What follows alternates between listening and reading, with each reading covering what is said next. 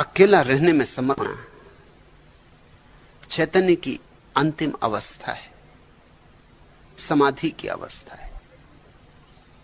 तुम्हारे चाहने से ही तुम अकेले नहीं रह सकोगे, साधना करनी होगी। तुम चाहो कि ताजमहल बना लूं, तुम्हारे चाहने से ही नहीं बन जाएगा। ताजमहल बनाना बड़ी कला की बात है।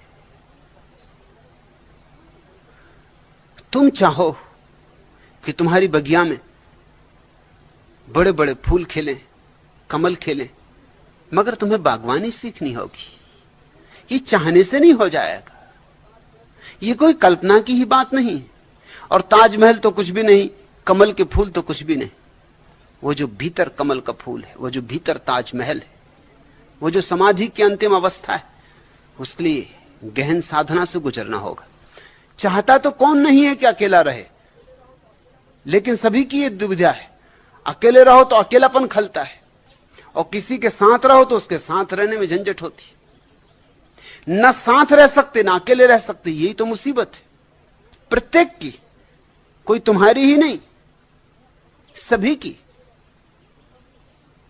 क्योंकि अकेला होना एक कला है, एक साधना है, सीखनी पड़ेगी, आहिस्ता आहिस्ता आएगी। ध्यान से शुरू करो, जल्दी शिखरों पर पहुंच जाने की चेष्टा ना करो, कदम कदम चढ़ो, साक्षी भाव साधो, थोड़ी देर शांत बैठो, मौन बैठो, अपने को ही देखो, अपने ही मन को देखो। और एक ही दिन में यह हो जाने वाला नहीं, वर्षों लग जाएंगे। लगते लगते ये बात लगेगी, जगते जगते ये बात जगेगी। जिस दिन ये बात जग जाएगी, उस दिन तुम अकेले रहने में परिपूर्ण आनंदित हो जाओगे। तब अकेलेपन का अर्थ ही बदल जाता है।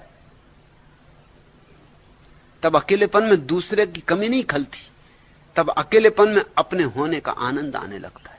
अभी तुम्हारा अकेलापन नकारात्मक, तब विधायक होगा। नकारात्मक अकेलेपन का अर्थ होता है दूसरे की मौजूदगी अखर रही कि नहीं, खाली जगह मालूम हो रही। कोई होता तो बात करते, चीत करते, कोई नहीं है, ये बात कांटे की तरह चुभ रही। ये नकारात्मक अकेलापन। विधायक अकेलापन, अपने होने का आनंद कि कोई भी नहीं, सारा आकाश अपने लिए मिला है, कोई जगह नहीं घेर रहा है, सारा अवकाश अपने को फैलने के लिए मिला है। डोलो, मस्त हो, आनंदित हो। किसी की मौजूदगी की कोई बाधा नहीं रही। दूसरे की मौजूदगी थोड़ी बाधा तो डालती ही है। तुम्हारी स्वतंत्रता में दूसरे की मौजूदगी थोड़ी सी तो अड़चन डालती ही। तुम्हारी व्यस्तताएं क्या हैं? सिर्फ भुलाए रखना है अपने को किसी तरह। मगर अभी तुम चाहो कि एकदम से अकेला रह जाऊं तो ना रह पाओगे। अकेलापन काटेगा, घबराएगा। आदत बन गई संग साथ की, चाहे दुष्ट संग ही क्यों ना हो, मगर फिर भी संग साथ तो है। कोई ना हो साथ, इससे दुष्ट भी साथ हो तो चलता है, कम से कम अकेले तो नहीं। तो पहली दफे जब तुम अकेले रहोगे तो नकारात्मक होगा अकेलापन, दूसरे की याद खलेगी और दूसरे में अच्छे अच्छे गुण दिखाई पड़ेंगे जो कभी भी नहीं थे। पास रहो तो दिखाई ही नहीं पड़ते, दूर जाओ तभी दिखाई पड़ते। बुराइयां सब भूल जाएंगी, अच्छाइयां याद आएंगी। कहा कैसे कैसे सुख दूसरे ने दिए थे। पास आते से सुख भूल जाएंगे और दुख याद आएंगे कि ये बाई फिर चली आ रही। धीरे धीरे बैठो, 24 घंटे में 1 घंटा बचा लो। एकदम से 24 घंटे अकेले होने की जरूरत नहीं। 24 घंटे में 1 घंटा बचा लो। 1 घंटे के लिए अकेले बैठ जाओ। टेलीफोन बंद कर दो, दरवाजा बंद कर दो, पत्नी से हाथ जोड़ कर प्रार्थना कर लो कि 1 घंटा मुझे दे दो, 23 घंटे तेरे। बच्चों से हाथ जोड़ के क्षमा मांग लो कि 1 घंटा मुझे छोड़ दो।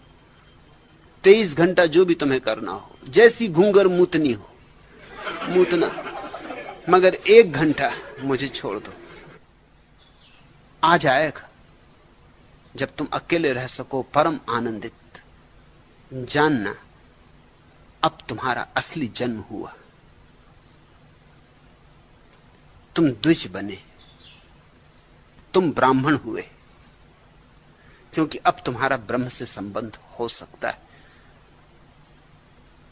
अकेला जो हो जाए वही केवल ब्रह्म से संबंधित हो सकता है। एकांत में ही आता है वह परमात्मा।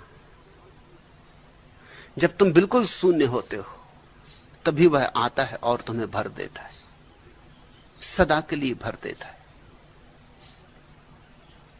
झरत दसों दिस मोती।